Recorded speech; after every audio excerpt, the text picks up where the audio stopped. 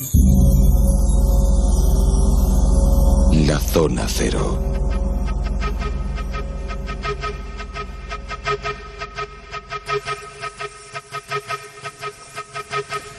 Un monográfico especial. Está al otro lado del charco uno de los habituales, Carlos Canales, pero mañana lo vais a tener aquí, bueno, lo vais a escuchar desde aquí, estará en Miami. Quien sí nos acompaña, como no, fijo, habitual en las tertulias, y se ha venido, bueno, desde Madrid, no, desde León se ha venido hoy. Jesús Callejo, muy buenas noches. ¿Qué tal, compañeros? Muy buenas noches. Y un abrazo, por supuesto, para él. Muchas gracias.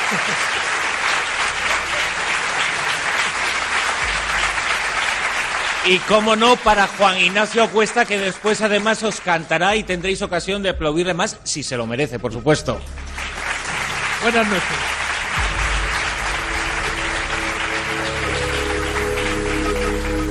Tierra de misterios, tierra de enigmas, Málaga, desde luego. Además, tú eres un gran conocedor y vienes aquí habitualmente porque hay muchos investigadores, muchos estudiosos de este mundo, pero es que además pasan muchas cosas en Málaga.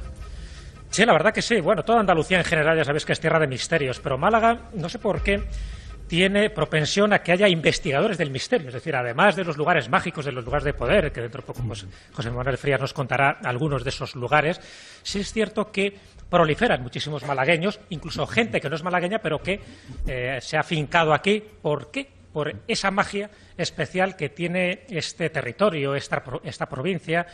Y es verdad que cuando empiezas a hacer un análisis a todos los niveles, es decir, de casas encantadas, de casas con misterio, de ruinas arqueológicas, de dólmenes, Antequera, por ejemplo, es uno de los más prestigiosos y renombrados, no solo de España, sino de todo el mundo. Leyendas pavorosas de todo tipo, luces populares, lo encuentras todo en Málaga. Es una especie como de microcosmos donde sería cada caso representativo de muchísimos casos que se pueden dar en el resto de la península o incluso dentro también de los dos archipiélagos. Así que nos encontramos en un lugar donde es cierto que esa magia se palpa, donde además, y para mí es importante, y aquí tenemos una gran muestra, esa magia viene siempre acompañada por el calor de sus gentes, y la verdad que la gente de Málaga es una gente estupenda, y buena muestra tenemos aquí con todos estos grandes compañeros, estos grandes amigos, que a las 2:10 están aquí con nosotros, y los que se han tenido que quedar fuera porque el aforo daba pues lo que daba de sí. Y vamos a estar a lo largo de este fin de semana con muchos investigadores del mundo del misterio. Tenemos mañana en la tertulia a Luis Mariano Fernández, tendremos también a José Rafael Gómez, que se ha acercado hoy, que nos ha traído, bueno, estamos como siempre, Jesús, en verdad, degustando un quitapenas. ¿Qué es esto? Pues espera que beba un poco más, porque no soy Fernando Rueda, pero poco a poco el sentido se va nublando, ¿no? Ahora, está buenísimo. José Rafael, no sé si es que nos quiere mucho o no nos quiere demasiado, nos ha dado... O nos ha visto tristes y nos la quiere quitar, no las penas, será. Se va notando, ¿no?, cómo va el ánimo caldeando. Bueno, después de lo de Ignacio Monzó, yo creo que el ánimo está más que caldeado, ¿no? Yo diría que se ha puesto duro el ánimo. Y uno de esos investigadores, aquí con nosotros, José Manuel Frías, autor del libro, entre otros muchos libros, Málaga Insólita, la ruta del misterio, que es un recorrido. José Manuel, muy buenas noches, muchas gracias por acompañarnos. Gracias a vosotros. A través de los 101 lugares, 101 localidades de esta provincia, y en cada una de ellas te has encontrado historias relacionadas con este mundo. Sí, yo creo que Málaga es un lugar muy especial. Yo no sé si soy objetivo, porque como malagueño amante de mi tierra, pues quizá pienso bien de ella, ¿no?, como es lógico. Y sí, una ruta muy intensa, yo creo que casi antropológica, en el sentido de que he intentado, más que buscar el misterio puro y duro, rescatar todas esas historias que están condenadas a desaparecer, que están en la mente, en la memoria de la gente mayor, y que posiblemente todo lo que no se ponga por escrito hoy día, de aquí a 15 o 20 años desaparecerá. Ese es el motor de Málaga Insólita.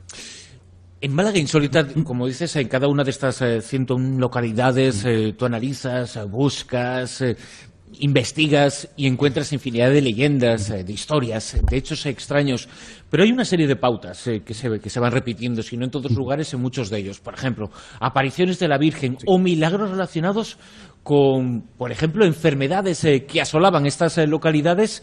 Se intentaban 1000 remedios para intentar solucionarlos, y al final una procesión o algún tipo de invocación es lo que por lo menos según la creencia de los habitantes de estos lugares, era lo que solucionaba. Sí, yo creo además que el fenómeno religioso es el 80% prácticamente de lo que encontramos cuando salimos a investigar. Estamos hablando de una Andalucía profunda, de una España profunda en la que el fervor religioso era tan importante que incluso fenómenos que hoy día contemplaríamos desde el prisma de la ufología o desde el prisma de los fenómenos paranormales, antes se consideraba fenómeno religioso, ¿no?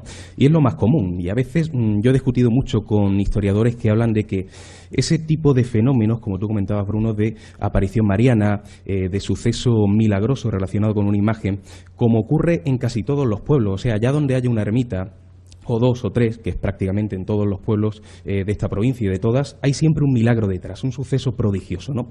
Y hay determinados historiadores que dicen que eso es fruto de que se ha inventado en algún lugar y luego se ha ido adoptando y adaptando en las siguientes localidades. Y yo pienso que eso puede ser así en determinados casos, porque en otros existe, como bien sabéis, constancia histórica, o sea, hay un contexto histórico que demuestra que es cierto, hay personas con nombres y apellidos y por lo tanto yo pienso que gran parte de esas historias son reales, que la memoria popular rara vez se equivoca. Jesús, de todos los misterios de Málaga o de todos los misterios de este entorno, vamos a situar en Andalucía, y de todos los que cuenta nuestro invitado José Manuel, ¿cuáles destacarías? ¿Cuáles te han llamado la atención especialmente? Los de Málaga Insólita en concreto, porque tiene varios libros, ¿no?, donde toca esta temática. Él ya es prolífico, ¿no?, como investigador de campo, y siempre me ha llamado la atención sobre todo aquellos lugares donde la tradición se junta con evidencias. Sí, porque hay veces que la leyenda es la leyenda, se pierde con el tiempo y sobre todo con la tradición oral. Pero aquellos lugares donde queda testimonio, eso me llama la atención. Yo hace tiempo he investigado muchos de los casos que tienen que ver con extraños peregrinos que van de población en población. Y luego, bueno, pues en agradecimiento del alojamiento que reciben en esas poblaciones, que normalmente no suelen ser recibidos de buen trato, pero en algunos casos sí, en agradecimiento dejan una imagen religiosa, que puede ser una virgen, que puede ser un Cristo, incluso algún tipo de fresco pintado en la pared. Y sé que en Málaga, y eso no lo conocía, y gracias al libro de José Manuel Frías pues lo he conocido, tenemos uno de esos peregrinos extraños que en agradecimiento deja una de esas imágenes que, bueno, quedan para la posteridad, una imagen religiosa, y él luego desaparece. Es decir, al final, gracias al imaginario popular, se considera que ha sido un ángel, ha sido alguien venido de alguna otra parte para dejar ni más ni menos que un regalo celestial. Cuéntanos, José Manuel, ese caso que para mí me llamó mucho la atención y que formaría parte de otros extraños peregrinos que han dejado muestras de ese arte religioso. Por ejemplo, sin ir más lejos, la Virgen de los Desamparados de Valencia o, por ejemplo, la Virgen del Tránsito de Zamora son dos imágenes representativas y además patronas de estas ciudades, de estos extraños peregrinos que quieren dejar esta muestra en puro agradecimiento. O, por ejemplo, los ángeles albañiles de Carabaña. Bueno, o los de Ágreda, que sería otra historia, pero en Málaga hay uno. Sí, a mí esa historia me encanta porque es un personaje al que también vengo siguiendo la pista desde hace algún tiempo, ese mendigo enigmático que muchos incluso relacionan como una especie de encarnación del propio Jesús de Nazaret, que viene al mundo para intentar verificar si todavía existe bondad entre los seres humanos, ¿no? Existen varios casos en Málaga, pero yo creo que el más resaltante de todos ocurre en Benamocarra. Allí pues hay una finca llamada el Cortijo Lucena, en la cual hace 2 siglos ocurre esta historia. Una historia en la cual aparece un mendigo, en una época en la cual la gente más necesitada solía ir a la casa de las personas que tenían un poquito de más dinero para intentar no solo pasar la noche, sino incluso poder alimentarse, poder comer. Y bueno, en la casa de estos señores, de este matrimonio que de alguna manera se ve que sí era hospitalario, le dejan dormir, le dan de comer esa noche, le dan una habitación que tenía incluso salida al exterior en este mismo cortijo.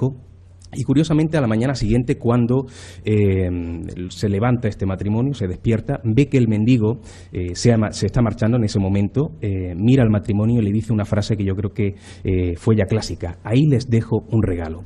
Aquel matrimonio se queda un poquito sorprendido, ¿qué les habrá dejado aquel mendigo en la habitación? Y cuando entran se encuentran en una de las paredes una pintura muy rudimentaria, o sea, no tiene ningún tipo de valor artístico, pero sí sentimental, Y esa pintura tenía, y eso es muy significativo, el rostro del propio mendigo.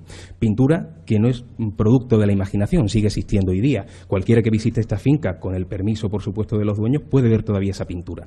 Pintura en la cual se han dado numerosos milagros. Milagros, los típicos del día a día, de personas que casi han optado más por esta imagen que por el propio Cristo de la Iglesia a la hora de hacer sus peregrinaciones. Milagros que se cumplen supuestamente, de personas que piden cosas, que piden favores. Algunos dicen incluso que cuando se intentó pintar o de alguna manera echarle cal en la época de la Guerra Civil para evitar conflictos, escupía esa cal, y que en estos 2 siglos nunca se ha retocado la pintura y sigue con el mismo color, con la misma intensidad, ¿no? Y es algo, ese mendigo, al cual ya me he tropezado en otros lugares, porque aquí, por ejemplo, Málaga capital, en la zona de la Plaza de Riola, ocurre algo parecido, pero no en este caso con una pintura.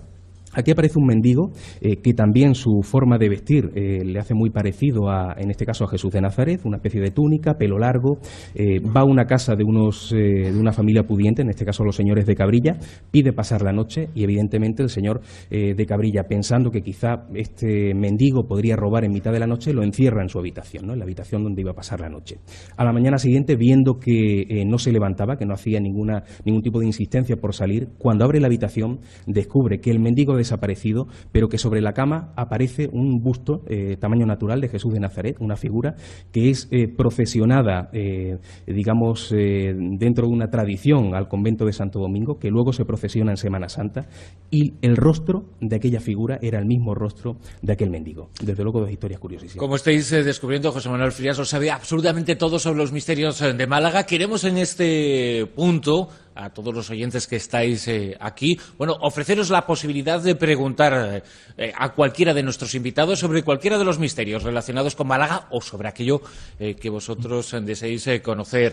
Ahí tenéis el micrófono con levantar la mano. Bueno, pues acuden a vosotros y podéis formular la pregunta que deseéis. Si buscamos entre esta geografía, por ejemplo, Jesús, Antequera. En Antequera encontramos no pocos de estos enigmas. Sí, porque es una de las zonas megalíticas más importantes, ya digo, no solo de la península, sino prácticamente de toda Europa. Y además ahí se dan un tipo de dolmen que es muy distinto al que estamos acostumbrados. Normalmente el dolmen que se suele ver en otra parte de la península, por ejemplo, mucho en Navarra o en el País Vasco, son las 4 grandes piedras o lajas que luego pues tienen distintas finalidades, muchas de ellas tienen que ver con enterramientos. Pero en el caso de los 3 dólmenes principales de Antequera, ¿no?, el del Romeral y bueno, los otros 2 que no me acuerdo ahora del nombre, tienen forma de corredor, es decir, Menga y Viera. Exactamente, y son los que tienes que entrar por debajo de la tierra, y se sabe que las últimas investigaciones, esto para mí es lo más prodigioso, tienen una finalidad ritual mucho mayor de la que podemos pensar. Es decir, tienen unas propiedades acústicas fenomenales, se hacían ritos acústicos, y luego la orientación también tiene que ver mucho con los solsticios, con los equinoccios. Es decir, tenían unos conocimientos astronómicos esta cultura primitiva, que es lo que nos hace pensar que Antequera era mucho más que un complejo megalítico, sino que era uno de los grandes santuarios rupestres que tenemos en la península. Juan Ignacio Cuesta, con el quitapenas de por medio, ¿qué te sugiere a ti, Antequera? Y sin el quitapenas también, claro. Bueno, luego voy a tener que hablar posteriormente de Antequera bastante, y sobre todo de los tres recintos sagrados que estaba hablando ahora Jesús, porque luego en nuestra sección de lugares de poder tocará hablar de ellos, pero sí quisiera hacer una pequeña referencia a esta zona. La parte de Antequera no solamente es rica en misterios arqueológicos, en misterios relacionados con la historia, sino también en misterios relacionados con la geología, porque nos encontramos en una de las zonas geológicas más espectaculares posiblemente de toda la provincia de Málaga. Como lo conoceremos, es famoso el Torcal de Antequera, del que tenemos que hablar. Y además, en Antequera se dio un fenómeno muy curioso, una leyenda de la que José Manuel y yo vamos a tener que hablar ahora, que es la leyenda del bandido Zamarrilla. Empezamos contando la historia. ¿Qué sucedió con el bandido Zamarrilla? Eran los tiempos de los bandidos. Sí, de bandidos que por una parte no eran ni tan bravos como se decía, ni tampoco tan románticos como muchas veces se ha escrito. Y bueno, en aquella época pues sucede un fenómeno que luego se convierte casi en un mito que todavía es muy conocido hoy día, el mito de la Virgen de Zamarrilla, de la Virgen de la Amargura. Y sucede pues aproximadamente en el siglo XVII, aunque bueno, hay historiadores que lo sitúan en otros diferentes Carlos III, hay alguno que lo aproximadamente, pero bueno, no hay tampoco un consenso en ese sentido. Hay un bandido, el bandido Zamarrilla, que bueno, nace en la serranía de Ronda y empieza a moverse por diferentes puntos de lo que es la provincia de Málaga, pero claro, cuando empiezan a descubrir los pasos que va siguiendo este señor, este bandido, empiezan a cercarlo, o sea, las autoridades van de alguna manera cercándolo, intentando darle caza.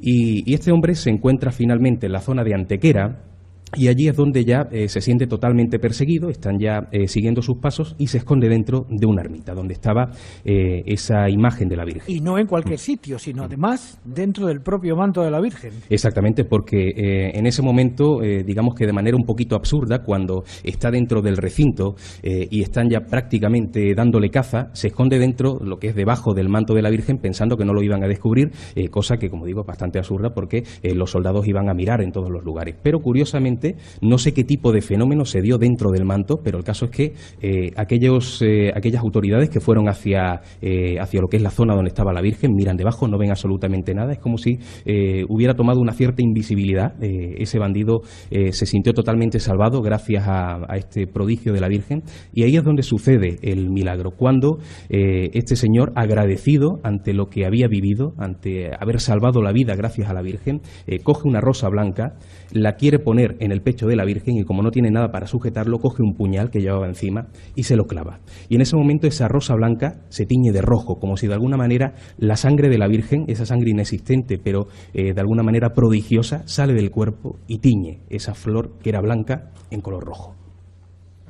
Pero eso ocurre aquí en Málaga, capital, no ocurre en Antequera. No, bueno, según la leyenda, según los historiadores, ocurre en Antequera. Lo que pasa es que aquí en Málaga es donde, exactamente, aquí es donde se conserva la ermita. Pero según algunos historiadores, se habla de Antequera como zona donde sucede el milagro y donde además luego este bandido deja por completo su actividad como bandolero e ingresa dentro de una orden.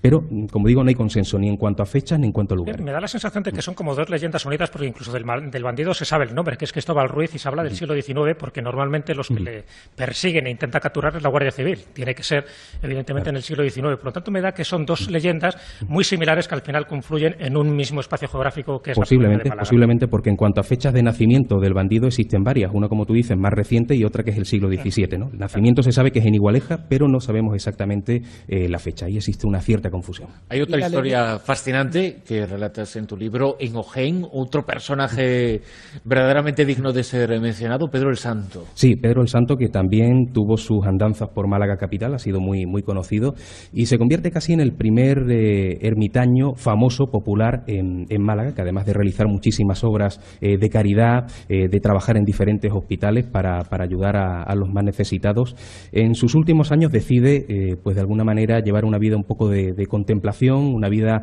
pues de ermitaño precisamente, vivir alejado de la sociedad, y se oculta en la Sierra de las Nieves. Concretamente, bueno, se lo disputan dos pueblos, tanto el Burgo como Junquera. No se sabe exactamente dónde nació y dónde fueron pasados sus últimos días, ¿no? Pero sí se sabe que una zona concreta, que es la zona de los Sauces, allí en las afueras del Burgo, y allí se hace una especie de cabaña, luego más adelante haría una pequeña ermita. Y se cuenta un prodigio muy curioso, que es que el demonio parece que quería atacar a este ermitaño, que lo tocaba continuamente y que él se defendía con una cruz que siempre llevaba encima.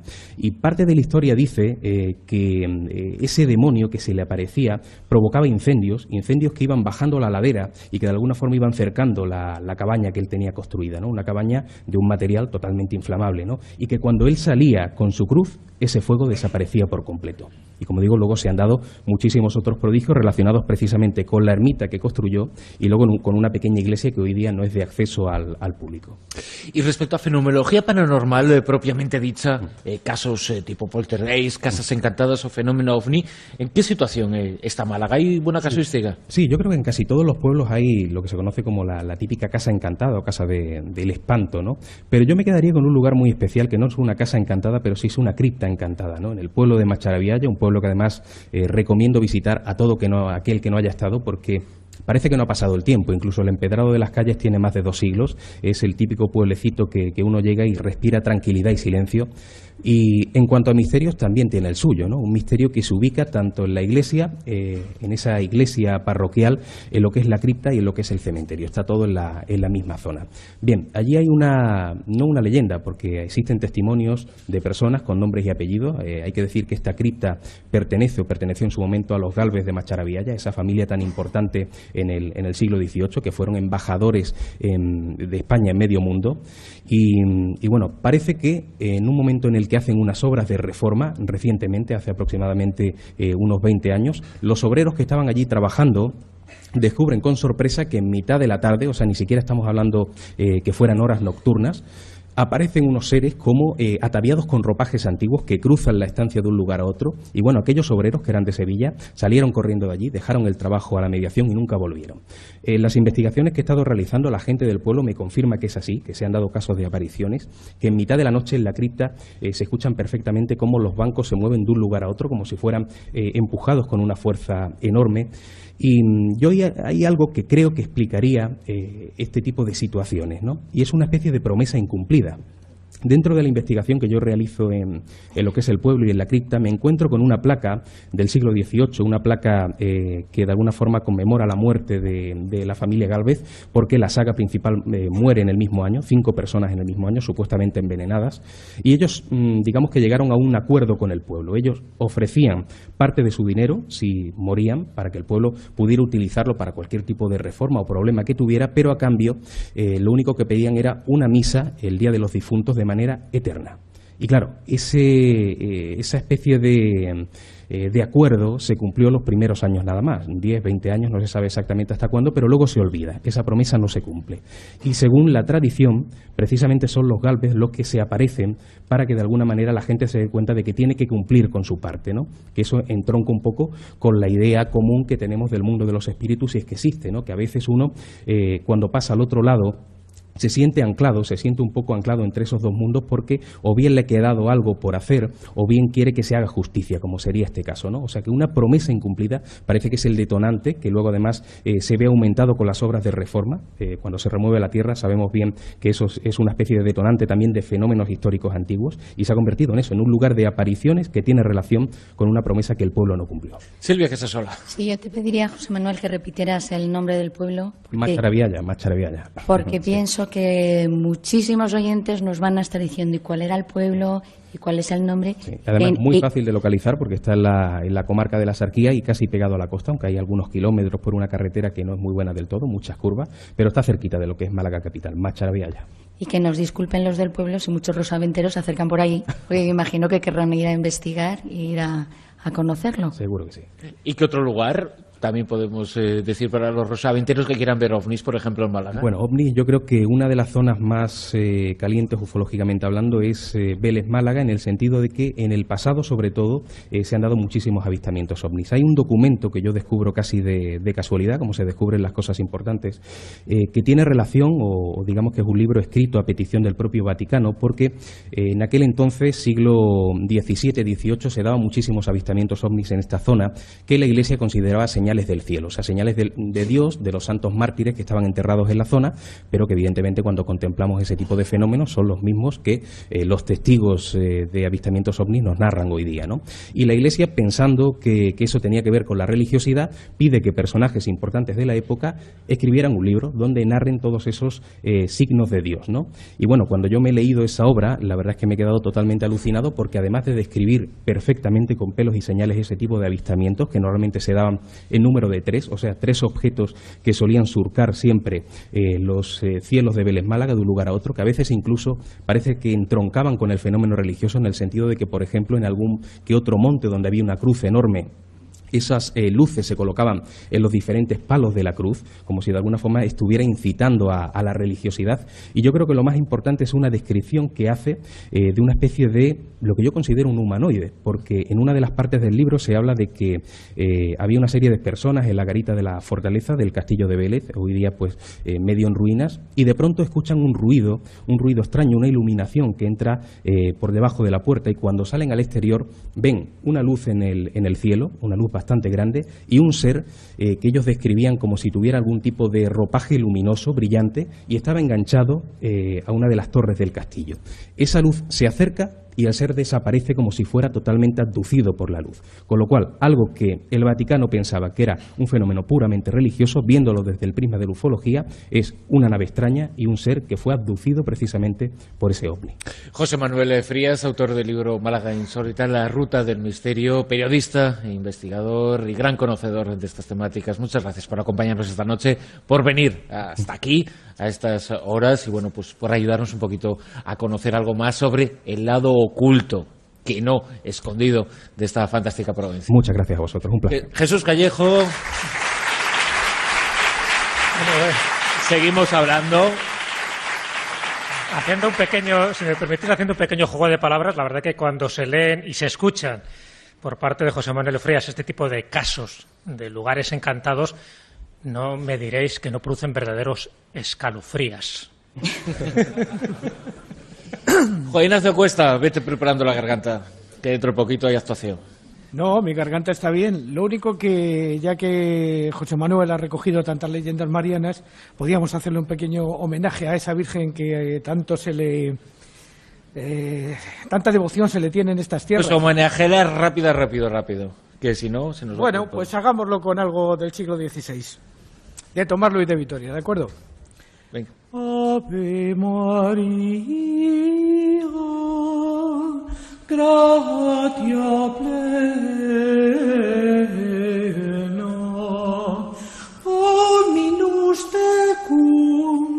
Dominus tecum, benedicta tu in mulieribus,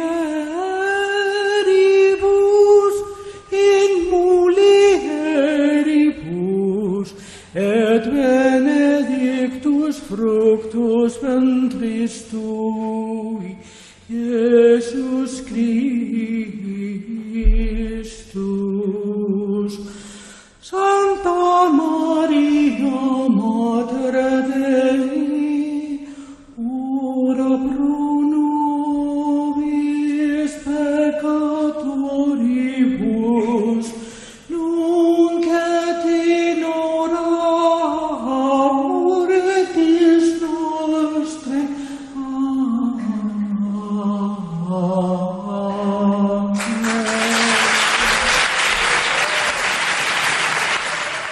Lo encuentras todo en Málaga. Es una especie como de microcosmos donde sería cada caso representativo de muchísimos casos que se pueden dar en el resto de la península o incluso dentro también de los dos archipiélagos.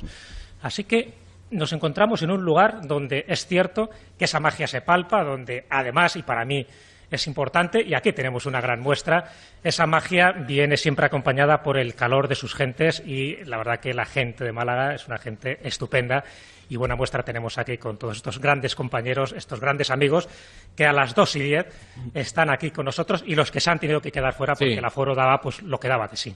Y vamos a estar a lo largo de este fin de semana con muchos investigadores del mundo del misterio. Tenemos mañana en la tertulia a Luis Mariano Fernández, tendremos también a José Rafael Gómez, que se ha acercado hoy, que nos ha traído, bueno, estamos como siempre, Jesús, en verdad, degustando un quitapenas. ¿Qué es esto?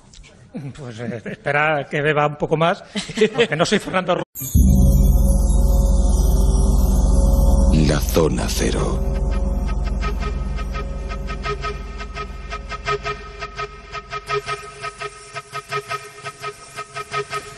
Un monográfico especial está al otro lado del charco, uno de los habituales, Carlos Canales, pero mañana lo vais a tener aquí, bueno, lo vais a escuchar desde aquí, estará en Miami. Quien sí nos acompaña, como no, fijo, habitual en las tertulias, y se ha venido, bueno, desde Madrid, no, desde León se ha venido hoy. Jesús Callejo, muy buenas noches. ¿Qué tal, compañeros? Muy buenas noches. Y un abrazo, por supuesto, para él. Gracias. Muchas gracias.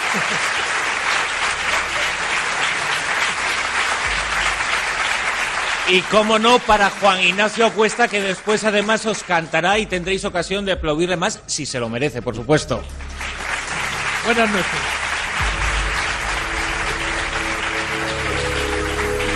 Rueda, pero poco a poco el sentido se va nublando, ¿no? Ahora está buenísimo, José Rafael, no sé si es que nos quiere mucho o no nos quiere demasiado, nos ha dado... O nos ha visto tristes y nos las quiere quitar, no las penas, será. Se va notando, ¿no?, cómo va el ánimo caldeando. Bueno, después de lo de Ignacio Monzó, yo creo que el ánimo está más que caldeado, ¿no? Debería que se ha puesto duro el ánimo. Y uno de esos investigadores, aquí con nosotros, José Manuel Frías, autor del libro, entre otros muchos libros, Málaga Insólita, la ruta del misterio, que es un recorrido. José Manuel, muy buenas noches, muchas gracias por acompañarnos. Gracias a vosotros. A través de los 101 lugares, 101 localidades de esta provincia, y en cada una de ellas te has encontrado historias relacionadas con este mundo. Sí, yo creo que Málaga es un lugar muy especial. Yo no sé si soy objetivo porque como malagueño amante de mi tierra, pues quizá pienso bien de ella, ¿no? Como es lógico. Y sí, una ruta muy intensa, yo creo que casi antropológica, en el sentido de que he intentado, más que buscar el misterio puro y duro... Tierra de misterios, tierra de enigmas, Málaga, desde luego. Además, tú eres un gran conocedor, vienes aquí habitualmente porque hay muchos investigadores, muchos estudiosos de este mundo, pero es que además pasan muchas cosas en Málaga. Sí, la verdad que sí. Bueno, toda Andalucía en general ya sabéis que es tierra de misterios, pero Málaga, no sé por qué, tiene propensión a que haya investigadores del misterio. Es decir, además de los lugares mágicos, de los lugares de poder, que dentro de poco pues, José Manuel Frías nos contará algunos de esos lugares, sí es cierto que proliferan muchísimos malagueños, incluso gente que no es malagueña, pero que se ha afincado aquí. ¿Por qué? Por esa magia especial que tiene este territorio, esta provincia. Y es verdad que cuando empiezas a hacer un análisis a todos los niveles, es decir, de casas encantadas, de casas con misterio, de ruinas arqueológicas, de dólmenes, Antequera, por ejemplo, es uno de los más prestigiosos y renombrados, no solo de España, sino de todo el mundo. Leyendas pavorosas de todo tipo, luces populares. Rescatar todas esas historias que están condenadas a desaparecer, que están en la mente, en la memoria de la gente mayor y que posiblemente todo lo que no se ponga por escrito hoy día, de aquí a 15 o 20 años desaparecerá. Ese es el motor de Málaga Insólita. En Málaga Insólita, como dices, en cada una de estas 101 localidades, tú analizas, buscas, investigas y encuentras infinidad de leyendas, de historias, de hechos extraños. Pero hay una serie de pautas que se van repitiendo, si no en todos lugares, en muchos de ellos. Por ejemplo, apariciones de la Virgen o milagros relacionados con, por ejemplo, enfermedades que asolaban estas localidades. Se intentaban 1000 remedios para intentar solucionarlos y al final una procesión o algún tipo de invocación es lo que, por lo menos según la creencia de los habitantes de estos lugares, era lo que solucionaba. Sí, yo creo además que el fenómeno religioso es el 80% prácticamente de lo que encontramos cuando salimos a investigar. Estamos hablando de una Andalucía profunda, de una España profunda en la que el fervor religioso era tan importante que